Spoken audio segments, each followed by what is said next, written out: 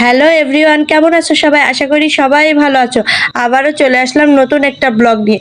আজকে তোমাদের সাথে একটা গুরুত্বপূর্ণ কথা শেয়ার করব। ভিডিওটা স্কিপটা করে অবশ্যই কন্টিনিউ করবে। আসলে আমরা যে ভুলটা সবসময় করে থাকি প্রায় সবার ক্ষেত্রে, আমরা অনেক বড় বড় ব্লগার যারা অনেক বড় বড় পেজ আছে তাদের সবসময় ফলো করি।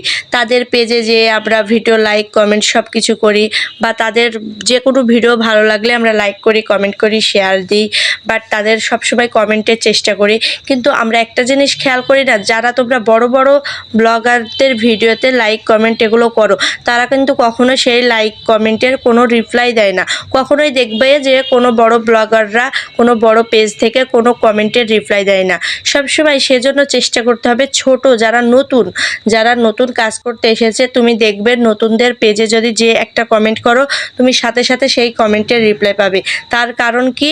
কারণ নতুনরা তোমার সাথে এঙ্গেজমেন্ট করতে চাইছে, তারা সবসময় অ্যাক্টিভ থাকে, কিন্তু বড় পেজরা কখনো এগুলো পাত্তাও দেয় না। সেই জন্য সবসময় বড়দের পিছনে না থেকে নতুনদের পাশে থাকলে সবসময় কি হবে জানো? নতুনদের পাশে থাকলে একে অপরের ভিতরে ডিস্ট্রিবিউশনটা খুব ভালো হবে, এঙ্গেজমেন্টটাও বাড়বে, আবার সেও বড় হবে, তুমিও আস্তে আস্তে এগাতে পারবে। সেই জন্য আমাদের সবার উচিত আসলে সবসময় নতুনদের সাথে থাকা, কিন্তু আমরা তো এটা করি না। আমরা সবসময় বড়দের পিছনেই ছুটি।